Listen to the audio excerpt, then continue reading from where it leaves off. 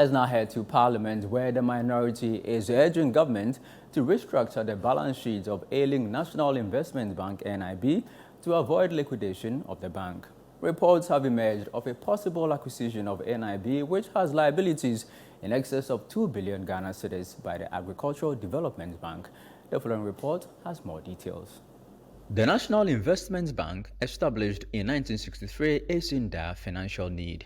The bank has liabilities of about 2.4 billion cedis and nearing collapse. Government is exploring a merger or acquisition of NIB by the Agricultural Development Bank as part of solutions for the bank's current woes. However, the minority in Parliament says government can employ other strategies to save NIB other than liquidation. Ranking member on Parliament's Finance Committee, Isaac Adongo, addressed a press conference on Thursday. You created this problem, so pay NIB contractors, and NIB will restate the 1 billion it has written off against its profit, and it will go up by 1 billion to give them 2.75 billion of equity. Already you see that the 2.4 has disappeared. It is left with how much? 350 million. You were in this country when Bank of Ghana governor said that they were going to set up a financial stability fund of 15 billion.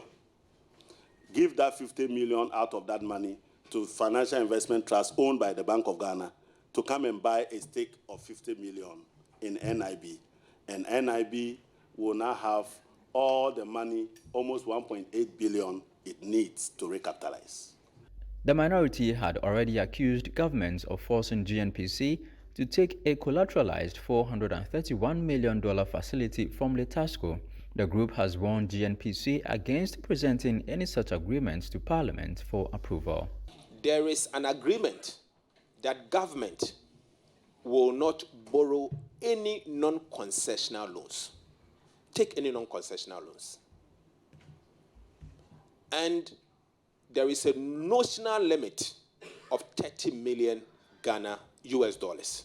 So government cannot take a loan in excess of 30 million Ghana cedis, US dollars, every year, commercial loan, every year. That is a major breach. And if government is to approve this loan, it will amount to misreporting. So I can assure you, Parliament of Ghana will not approve this.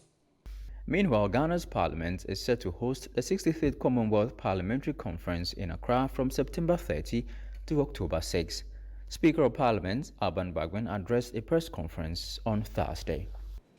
The conference will emphasize the vital role of parliamentary diplomacy and international relations in tackling challenges and shaping policies that benefit our citizens.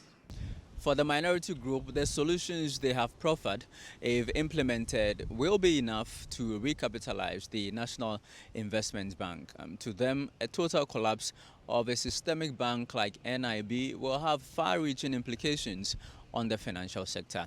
For Citi News, my name is Charles Osukumi, reporting from Parliament.